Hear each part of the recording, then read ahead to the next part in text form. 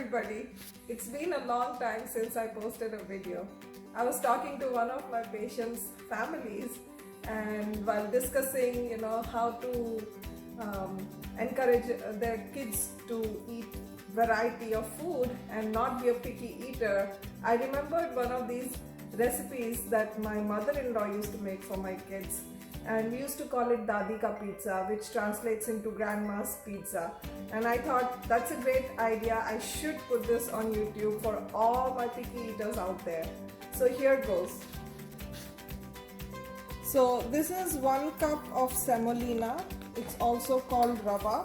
I'm making it for dinner tonight for us. So I'm going to need quite a few Dadi ka pizzas today. So this is another cup. And I think I'm going to take 3 cups today. So in this we are going to add about 2 cups of yogurt. This is just about 2 cups. It depends on how sour your yogurt is. If it is too sour, please add less, and if it is not too sour, then you can add a little bit more. You can even add 1:1. Add salt to taste, and all we need to do is whisk it together. You can use a fork, you can use a whisker, anything will be fine. And if you have leftovers, you can certainly use it the next day too. So this is a good recipe to have for 2 meals. As you can see, this is pretty thick, and sometimes it's too thick for the whisker. So I am just very comfortable using a fork. I'm going to add a little bit of water so that it becomes like a thick batter, and we will need to adjust the water later on too, because the semolina will soak up a lot of fluid. So it's pretty simple, and we will leave it to rest for 10-15 minutes, and in the meanwhile prepare all the vegetables.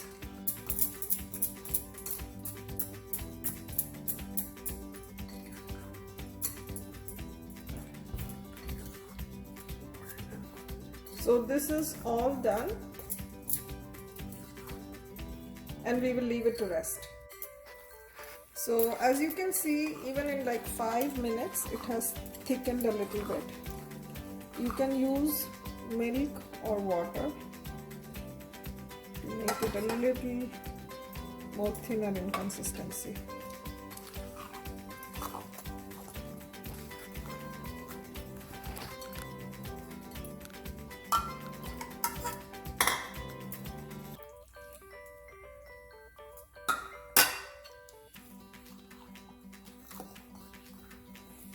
So this is the consistency that we are looking for. So it should be somewhat like an idli batter or pancake batter, so that when we add a little bit of Eno, it's a fruit salt, or you can also add a little bit of baking powder to it. I'm going to add something called Eno, and when we add that, then it will become nice and fluffy. So I added a little bit more water, and now you can see that it is nice and a little bit flowing, more like a pancake batter or idli batter. And I have preheated my skillet. It's a cast iron skillet. As you can see, it's pretty hot right now. So I'll reduce the heat a little bit. And you can use a non-stick skillet also. So I'm going to take a few of these ladles separately, because when I add my Eno and it creates a lot of air in it, then I want to put it directly on my skillet. I don't want it to sit, because then it loses all its fluffiness. So this is about 1 small, maybe like a 1/4 of a teaspoon going to have.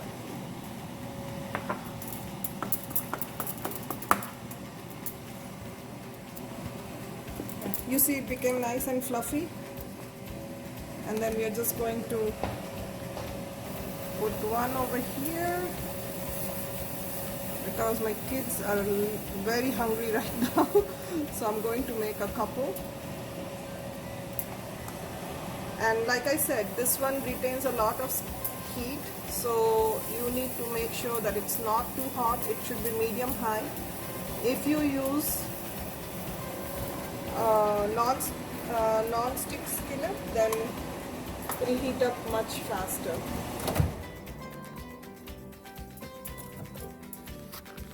I'm going to add a little bit of oil, and you can see all those air bubbles which will aerate the base really nicely.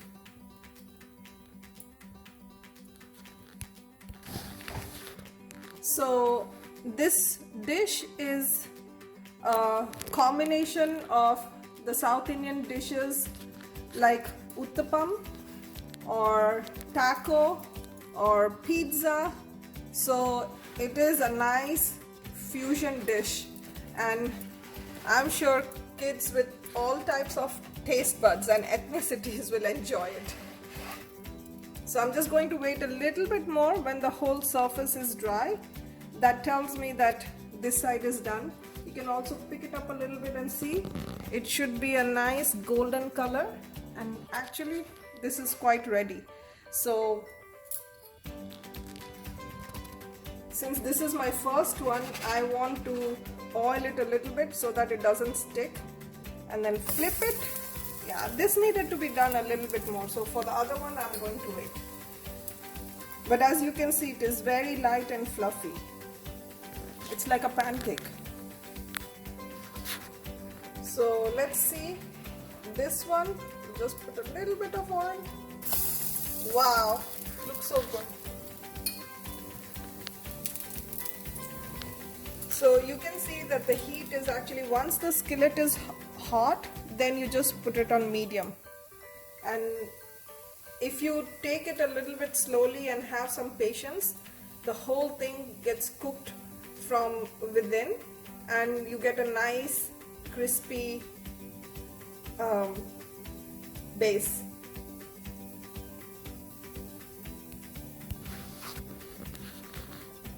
So you see how this is a little bit more darker than this one. Once you make a few, especially like the later ones, you will get the hang of it. Wow, so this is very, very nice. So now all we need to do is let it cook nicely, and then we are going to put all the toppings, and even there you'll see how customizable this dish is. If you like it sweet, if you like it sour, if you like it tangy, whatever your kids like to eat on top. And for the ones who don't like vegetables, make sure that you cut them really, really small, and then start in small increments.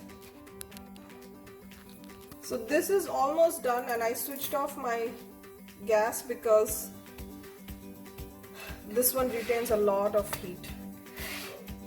Wow, this is actually perfect. I love it. I love this golden color. And you can see how crisp it is, but you'll see that inside it will be nice and soft. So my mother-in-law would typically put ketchup. This is a hot and sweet ketchup because we like it spicy, but you can put Heinz tomato ketchup. And you can put little or a lot. Some kids love ketchup, and you can put more. This is the time to get them involved so that they have their input on what they want to eat. Very simple. I'm going to put less today because one of the other chutneys that I have is also a little sweet. But again, please see what your child likes or what you like if you're making it for yourself. And you know, this is a great tip. When you cook for yourself, you make menu dishes. First, the kids will be, just smelling things, seeing things, running away. but eventually they'll start eating it. Okay, and now we will start topping it. So this is some finely chopped green bell pepper. I'm making it two ways so that you can see how you can make it, depending on your child's taste. This one we are going to top it off with cheese, and then you just broil it a little bit in the oven to melt the cheese. This is some finely chopped red bell pepper, and you can put little or a lot. So when my kids were younger, especially my younger daughter, she used to be very picky, didn't like vegetables.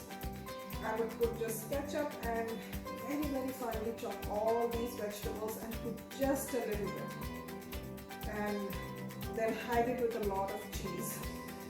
And as she grew and as she learned to like all these things, then the amount of cheese has disappeared from our pizza, and the vegetables has increased. So believe it or not, for a kid who never would eat any vegetables, capsicums or bell peppers are her favorite. And I always tell my patients, and of course my kids too, that your plate should look like a rainbow, because every color that you eat has some beneficial properties, and also it's pretty. Who doesn't want to eat the rainbow, right? So every day our plate should look very colorful, very pretty. It does entice all your senses and engages all your senses. So this is some tomato that I'm putting.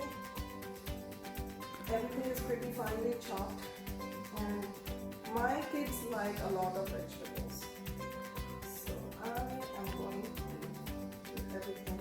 This is some red carrots that we got, and in our house we tend to use shredded carrot as cheese because all of us love vegetables now. It never used to be the case before. Not with my younger one. So as you can see, I'm adding a lot of it, and you can see that there are different textures. Something is shredded, something is diced, right? We'll put some onions also.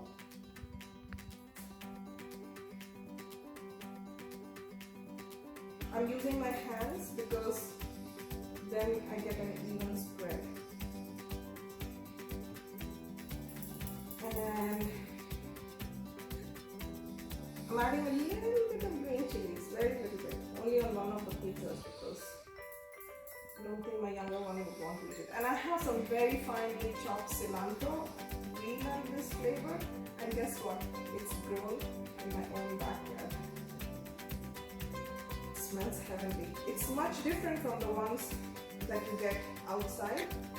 The texture is different, and the smell is different, and the taste of course is different.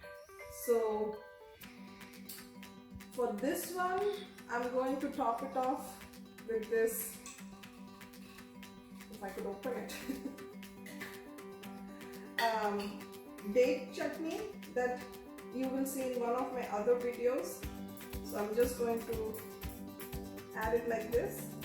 So you get like a burst of tangy, sweet, sour flavor. You can do any other kind of savory chutney also. This is what I have on hand today. So this is what I'm going to put. I have this spicy ginger chutney, and I'll put it certainly on one of my videos later on. And again, we like it spicy, so I'm adding this. You don't have to. I mean, it does have a lot of immune boosting properties, and it's good for your health.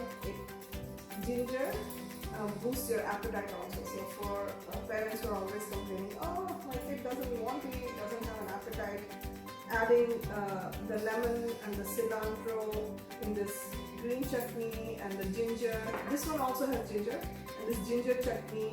All these things they boost your appetite, and all these different flavors, they stimulate all your taste buds.